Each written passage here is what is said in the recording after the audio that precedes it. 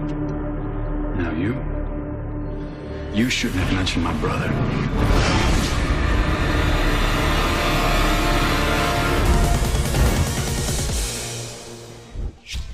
Hey everyone, my name's Randy. I've got Tony Guerrero here with me, and we are talking about Agents of S.H.I.E.L.D. Episode 2 of Season 4 just aired last night, and we're going to talk about our top 5 things to happen from the episode.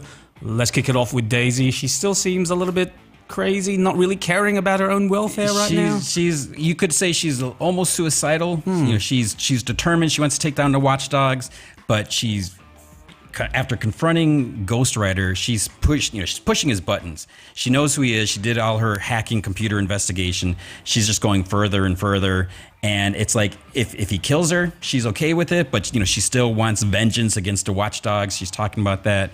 She's not thinking too clearly. Speaking of people who aren't thinking clearly, May is ghost-addled. She is seeing all of the visions. And what was interesting was, instead of being kind of scared and timid about the whole ghost thing, she just went out and kicked some ass. She basically defeated her entire, class of agent squad. Initiates. Yeah, because in the beginning, at the end of the last episode, she was just having little tiny bits of she wasn't fully infected because the guys in the back of the truck last episode, they tore each other apart. So it was almost like it wasn't that bad, but as the episode went, she was getting worse and worse until she's full on paranoia. She's like, we've been infiltrated. We need to stop this. We need to do this. And then they're trying to stop her. And then that's where we find out a big revelation. Yes, this is probably one of the biggest ones for this episode, or one of the 2 biggest ones for the episode. So point number 3, the new director, Jeffrey, which is just what he's called right now, but you have some details on this. Jeffrey is a Inhuman. Tell me about that. Yeah, so we first find out him and Coulson know each other.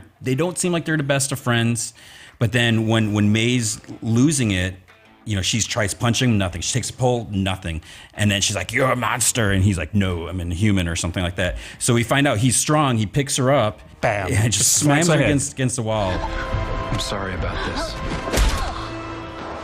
But we don't know who he is. He's just referred to as Jeffrey. But what's interesting is I looked on IMDb. Jason O'Mara is listed as Jeffrey Mace. In the comics, Jeffrey Mace is a character known as Patriot. And he was also the dude that took Captain America's place. He replaced him when he died in World War II, when he was frozen. Because the government's like, we can't tell the public Captain America's dead, so let's bring this up. He doesn't have super soldier serum or anything like that. So he took Captain America's place. It's weird that Marvel would use that same name. I don't think it's the same character. They could say maybe he was an Inhuman and maybe he aged slowly. I really don't think they're going there, but it's weird that they use that name. But they did name drop Captain America in this episode as well. Yeah. Because Captain America had gone missing, they needed, a new face too. Yeah, and maybe that's the little inside Easter egg, inside joke. Captain America's missing, we got Jeffrey May, so now, it's just, they did it with Deathlock, with Michael Peterson. They used the name of some obscure character, created a new one. We'll have to wait and see if they're going to do any of that. All right, connection. Let's move on to, I guess, the 4th most interesting thing in this episode is you actually got to find out a lot more about the ghost. It's all hints. There's no real clear revelations, but I guess one of the big ones is that Ghost Rider can actually hurt them. So what does this all mean? Well, so we find out the one ghost that they worked at this energy lab. So they go back there. Time has passed. It's an abandoned lab.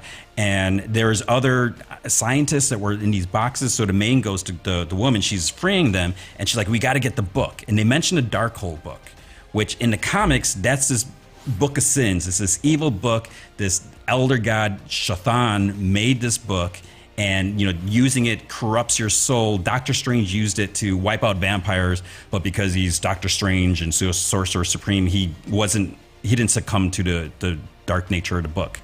So maybe they use this book in the Marvel Cinematic Universe, and these ghosts were infected and turned into these ghost states. Maybe they're going to use a Darkhold as a kind of supernatural tie to Doctor Strange.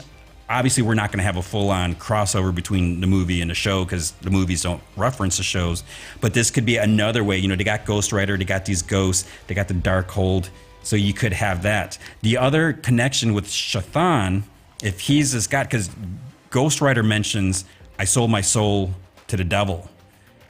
I don't know if they're talking about Shathan. You know, he's kind of a demon thing. Which leads us to our fifth point, basically, which is right at the end, essentially Ghost Rider picks up Daisy and says he thinks he's the thing that's connecting all of this disparate events together, which I think made you speculate, okay, is it Darkhold that his power comes from? Is it, you know, other sources? What are you thinking right now, Tony? Because, you know, the fact that he shows up where the ghosts are, the ghosts, and he's able to burn them and affect them. So maybe there's some connection there, again, whether it's Shathan. Because in the comics, Robbie Reyes is possessed by his evil serial killer uncle, Eli Morrow.